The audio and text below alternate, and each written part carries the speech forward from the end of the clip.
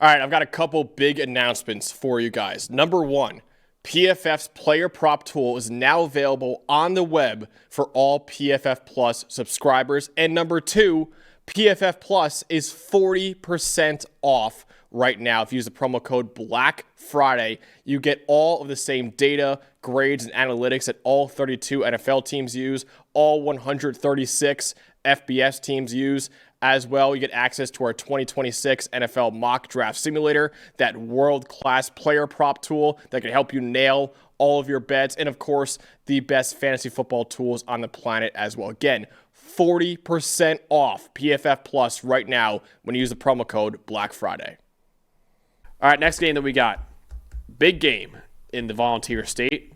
That includes the Tennessee Volunteers hosting the Vanderbilt Commodores, 3:30 p.m. Eastern Time on ESPN. The storyline to know in this game, Vanderbilt is trying to stay alive in the at-large race for the college football playoff. Vanderbilt has a 9-2 record on the year. They need just one more win to have the first 10-win season in program history. They're also very much alive for a spot in the playoff. Right now, they're going to be ranked somewhere in the top 15 by the committee tonight. A win over a likely top 20 team in Tennessee could push Vanderbilt into the 12-team field.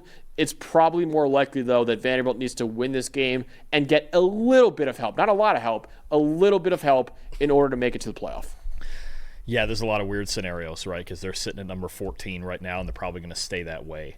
You're talking about a ranked team as an underdog on the road, right? You get this win at Tennessee. How does that change the dynamic, right? What does Miami have to do against Pitt then to stay ahead of Vanderbilt? Utah against Kansas, don't get upset. Alabama against Auburn, right? With 2 losses, obviously Bama would get the head-to-head over Vandy, but if Alabama lost to Auburn, then you're talking about, well, now it looks like Vandy's jumping it. There's plenty of scenarios here where Vanderbilt. Oklahoma, LSU, yeah.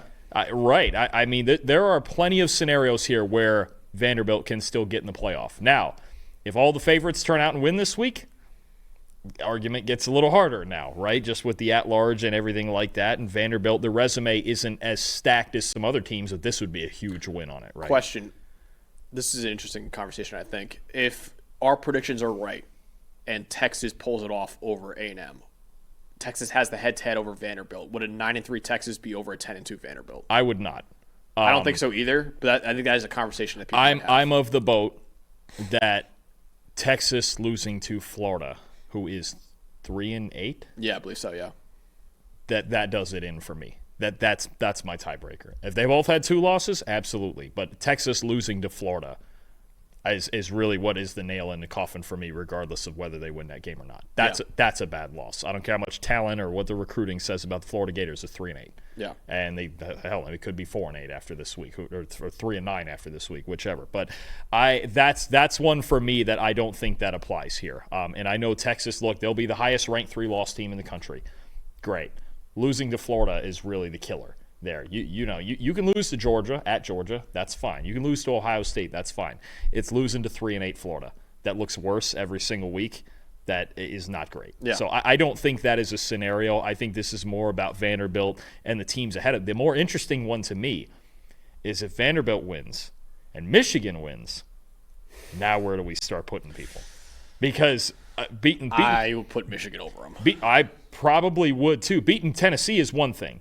Although that's a Tennessee team that has not beaten a team with a winning record this year.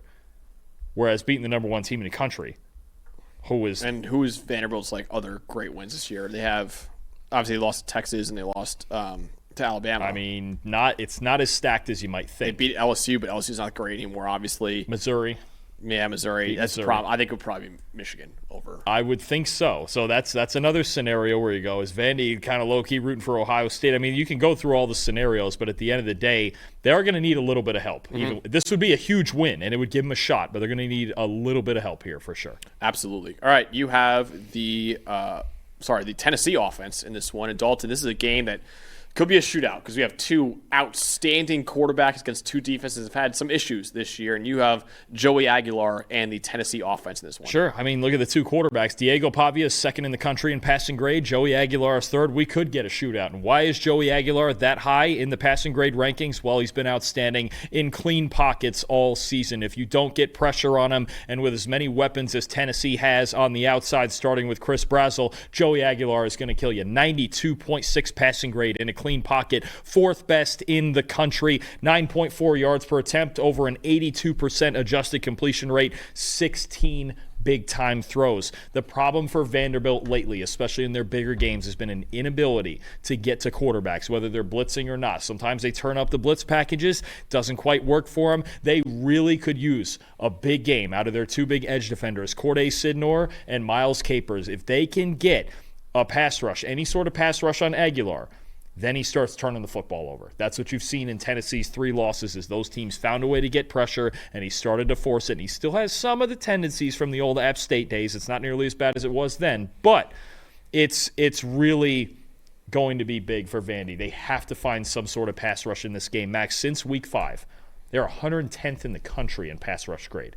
They have to find it. If it's blitzing, cool. If it's only sending 3 or 4 and you make Aguilar hold the football, fine. But you have to win this battle up front, or you're just going to be relying on Diego Pavia to carry on his shoulders again through this one. Yeah, and I have Diego Pavia, and who's been one of the best quarterbacks in the country this year. A lot of people have been talking about him as not only a Heisman finalist, but a potential Heisman winner this year as well, because he has been incredible for the Commodores this season. Right now, he's 4th in odds to win the award on DraftKings Sportsbook at plus 550. He's second among all quarterbacks in the country with a 92 PFF grade this year, only behind Ohio State's Julian Sayin. He has had 90-plus PFF grades in back-to-back games with 6 big-time throws and 1 turnover-worthy play in that stretch. In Tennessee, relatively average pass defense this year. They're 59th in the country in EPA per pass, 70th in explosive pass rate. They've also allowed a 94 passer rating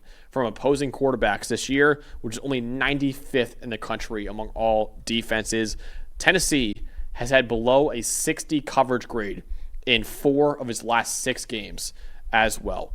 If the Volunteers are going to slow down Pavia, they likely, and I'm circling this guy in this game, edge rusher Joshua Josephs. He has got to have a big game in this one for Tennessee, because he has been a great pass rusher for Tennessee, and probably the only great pass rusher Tennessee has right now. A 20.5% pass rush win rate this year. That's 10th among all Power 4 edge rushers. And the Commodores' combined offensive tackle pass blocking grade is 41.4.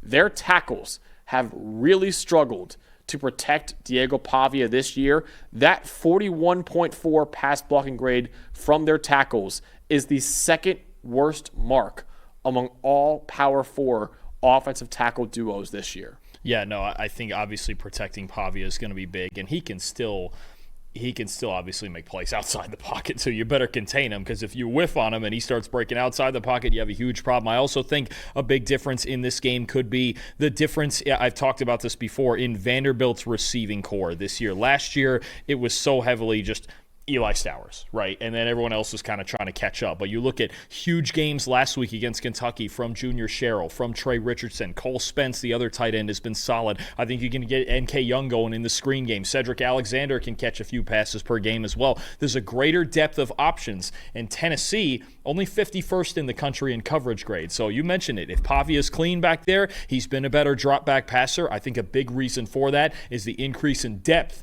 in the receiving weapons for the Commodores. This is, let's be real, no matter who we pick here, because we're getting to there. Boy, this feels like a shootout is coming. Yeah, I think it will. Look at the over-under. It's 65.5 right there. I might take the over, too. Yeah, I mean, this feels like a game where, especially with, there was a lot on the line last year, especially for Tennessee, but this for both sides of this. Tennessee just to get this win at home, and then Vanderbilt and the potential of making the playoff.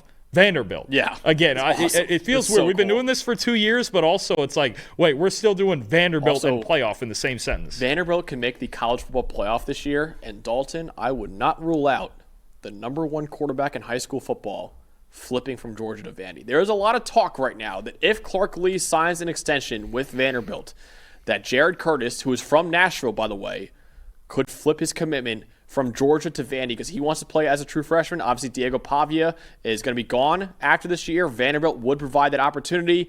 Georgia probably wouldn't, with Gunnar Stockton probably going back for another year as well. So, man, if Vanderbilt can make a playoff and they get the number one quarterback in the country out of high school to go there, I mean, this Commodore program is just what a turnaround that Clark Lee's had in that program. And let's just be real. If they were to make it, 10 seed, 11 seed, 12 seed, I don't care who you really want to play this guy?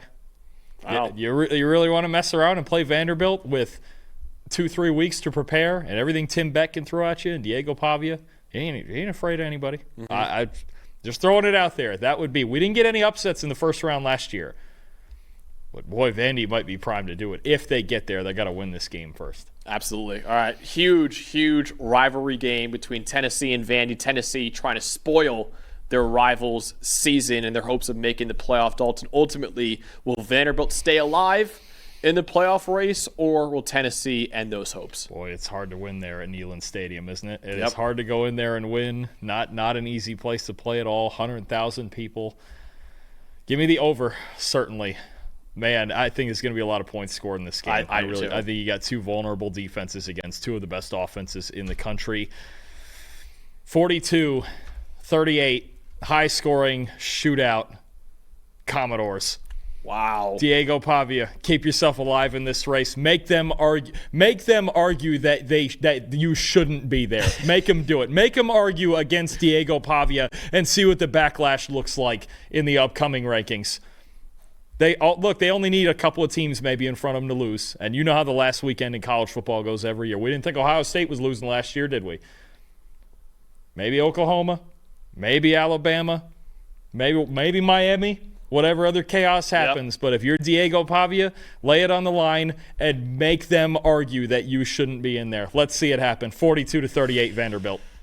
I am taking Tennessee. I'm taking Tennessee to win this game 37-35 in Neyland Stadium. You took the Vandy cover. You threaded the needle with the cover. I did. That's soft. It's gonna be a shootout, man. I think Tennessee's gonna win their 5th straight game over Vanderbilt. I think in this one they've won the last 4 against Vanderbilt. This game's gonna be a shootout. I think both these defenses are gonna have a lot of issues slowing down Joey Aguilar and that Tennessee offense, and Tennessee's defense is gonna have a lot of trouble slowing down Diego Pavia, who's been one of the best quarterbacks in the country all year. I do think Tennessee will pull it out at home, though, and unfortunately put an end to Vanderbilt's hopes of making the playoff. One more question on this. Vandy wins this game. What are his Heisman chances looking like? I still don't think he's going to win it or can win it, but I think if he wins this game, he could. I wouldn't hate him winning it either. The heater that he's been on the last couple weeks and the numbers he's putting up. How about this? If he balls out, they win the game, and they make the playoff. If they don't make the playoff, I don't think he's winning it. Oh, I feel so out of his control now, though. I know. Well, ew. I think that's part of it. Listen, if Michigan beats Ohio State, Sayan could be out altogether. Mendoza, if they don't win the Big Ten, I don't know. It feels to me like it's a 2-horse race still. And also, not even that, Jeremiah Love is getting a lot of love right now. No pun intended there. I was going to say. Yeah. See, why don't you get the boo from Eli? If I would have said that, he would have booed the crap out of me. I know. He never boos you. I don't know. I want Pavia. Pavia should be in New York. I don't know if he can ultimately win it, but we'll see. Maybe that can happen. I think it's still a wide open race right now, so we'll see. But it seems to me like it's either going to be Julian Sayin or Fernando Mendoza. Something Heisman moment. Maybe. I know you love those. Maybe. We'll see. If they make the playoff, maybe. Then I think more Heisman voters would be interested in that, but we'll see.